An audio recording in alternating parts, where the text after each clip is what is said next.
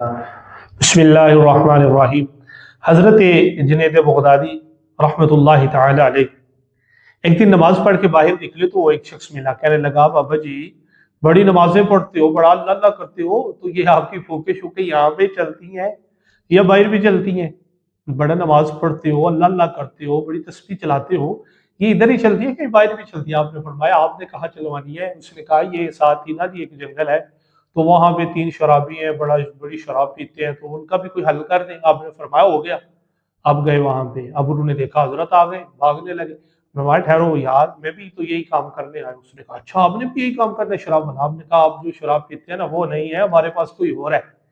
تو اس نے کہا وہ کھڑے ہو گئے۔ آپ نے فرمایا ہاں پینی ہے؟ اس نے کہا آج تو ختم ہو گئی، اب کل آ جانا۔ آپ نے فرمایا ہمارے پاس جو ہے وہ کبھی ختم نہیں ہوتی، اس کا تو نشہ زندگی بھر نہیں اترتا۔ انہوں نے کہا حضرت وہ کون سی ہے؟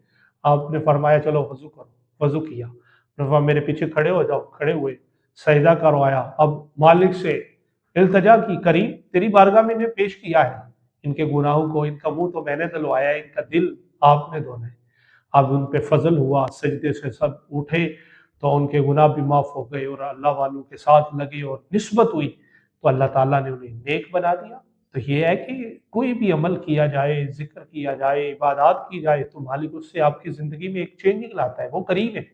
تو کوشش یہ فرمائیں کہ رمضان شریف تو گزر گیا ہوا ہے، نماز پڑھیں، اذکار کریں، اللہ اور اللہ کے رسول سے محبت کریں۔